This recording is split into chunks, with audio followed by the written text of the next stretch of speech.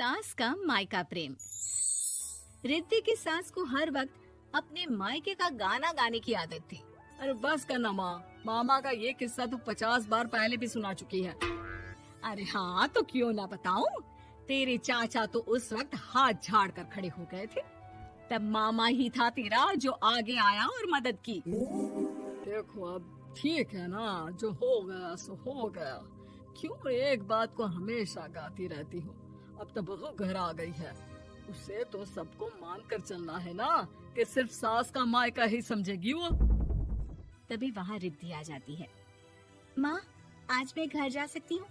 माँ को मेरी बहुत याद आ रही है। शादी के बाद एक बार भी नहीं गई। हाँ तो कौन जाता है। अरे मेरी शादी के बाद जब मैं विदाई होकर आई, इतना बड़ा ससुराल मेरा, खाने वाले 10 लोग और बनाने वाली मैं सिर्फ एक। ऐसा लग रहा था जैसे सिर्फ खाना बनाने के लिए ही ब्याह किया है। वो तो मेरा भाई था, गांव से एक काम करने वाली चाची को भेज दिया जो मेरा हाथ पटाती थी, और उसको पैसा, खाना, कपड़ा, रहने के लिए कमरा, वो सब किसने दिया था? तुम्हारे भाई ने। ये मामला रोज का था। ससुर भी जब गुस्सा होते तो वो सारी बात कह देते जो उनके मन में इतने समय से चल रही थी। मेरा भाई, भाभी, भतीजा, भतीजी सब छुड़वा दिया। मैंने जीवन भर सिर्फ तुम्हारे परिवार वालों से निभाया, लेकिन अब भी चैन नहीं है तुमको। बहू के सामने सास को लगा कि उसकी बेइज्जती हो रही है। अब सुन बहू, अपने कमरे में जा, कहीं नहीं जाना मायके वायके। घर का काम कौन करेगा? पड़ोसन। बहू समझ जाती है मामला गर्म चल रहा है। कमरे में जाने में ही भलाई है। कमरे में क्या है? तुम्हारी माँ हर वक्त चिक चिक चिक चिक करती रहती है। कल ताई मिली थी तुम्हारी मुझे, लेकिन मजाल है सासू माँ की उन्होंने एक बुराई की हो, लेकिन सासू माँ हाँ, जब देखो तब ससुराल के लोगों की बुराई करती रहती है। बेचारे पापा जी कितना मिस करते हैं अपने घर वालों को। मेरा तो बड़ा मन करता है कि ताऊ जी, चाचा जी और सब मिलकर रहे, ना साथ रहे लेकिन आना जाना तो ठीक से रखे। हिंदुस्तान और पाकिस्तान एक हो सकता है, लेकिन चाचा और ताऊ के परिवार के साथ हम लोगों का मिलन ना जी ना, कभी नहीं हो सकता। ये बात है। देखिए मेरे साथ ना ज्यादा चैलेंज मत करिएगा। ऐसा कोई काम नहीं है जो मैं नहीं कर सकती। ससुर जी जो कि बहू की बात सुन रहे थे सामने आ जाते हैं। अरे बेटा, तू ये कर सकती है तो प्लीज मेरा परिवार किसी तरह मुझसे मिलवा दे। सारी जवानी तो मैंने किसी तरह काट ली, लेकिन जीवन के इस पड़ाव पर बहुत याद आती है मेरे परिवार की। हाँ हाँ पिताजी, आप चिंता मत करिए, बस मेरा साथ देते रहिए आप दोनों। फिर देखिए कैसे माँ जी भी ठीक हो जाएंगी और पूरा परिवार भी एक हो जाएगा। थोड़ी देर बाद बहू सामान लेकर घर से निकल रही होती है कि मना किया था ना तुझे मायके जाने के लिए, फिर क्यों जा रही है? बहू कुछ कहती इससे पहले ही बेटा बोलने लगता है। क्या है माँ, वो घर जा रही है।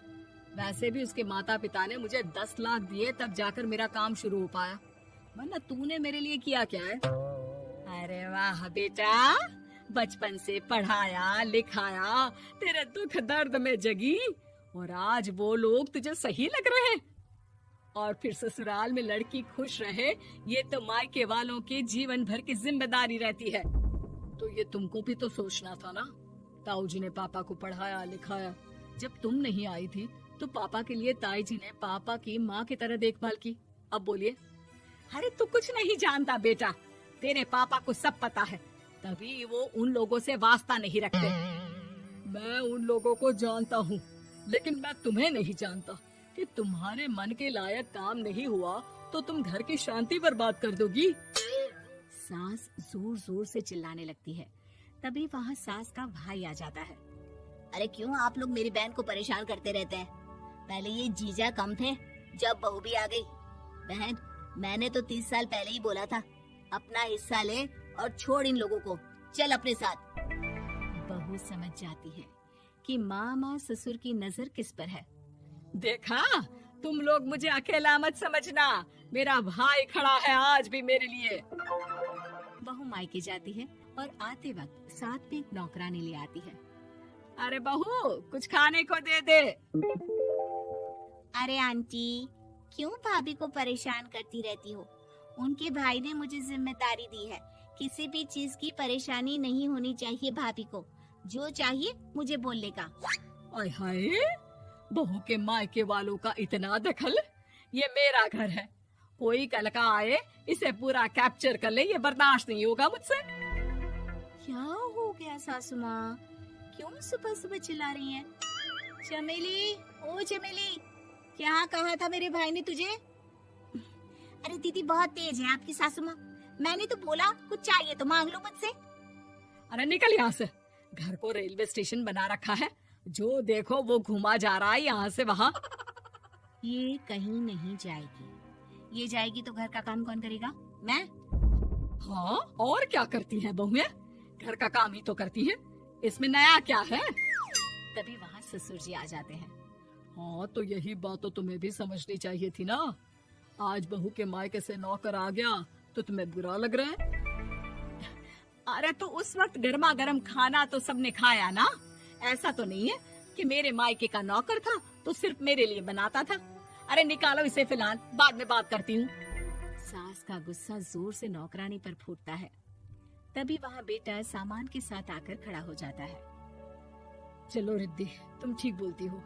मेरी माँ को तो हम लोगों की कोई फिक्र है ही नहीं, ये तो सारा दिन सिर्फ अपने बारे में सोचती है। और देखिए, मैं अब से कह रही हूँ कि अब से इस घर की तरफ आपको देखना भी नहीं है। नहीं आना आज के बाद इन लोगों से मिलने। हाँ, बस कभी कभी दिन में 2 बार मिलने आ जाओ। नहीं, बिल्कुल नहीं। ससुर झूठा नाटक करते हुए। मेरी बीवी ने मुझे मेरे ही परिवार से दूर कर दिया, आज बहू मेरा इकलौता बेटा दूर कर रही है। हाय, कैसे जीऊंगा मैं? वाह, वो भाई जो आपको बेटे की तरह मानता था, उन्हें छोड़ने में तो दुख नहीं हुआ। आज खुद का बेटा छोड़कर जा रहा है तो कैसे जीऊंगा? बड़े आए। अब सास समझ चुकी थी कि उससे गलती क्या हुई है। मुझे माफ कर दे बहू, अब मेरी समझ में आ गया कि अपनों से दूर कर बीवियां पति का भला नहीं बल्कि उन्हें जीवन में अकेला कर रही है। मुझे माफ कर दे, मैं अब सबसे माफी मांग लूंगी। ससुर जी दूर से बहू को थम्स अप दिखाते हैं।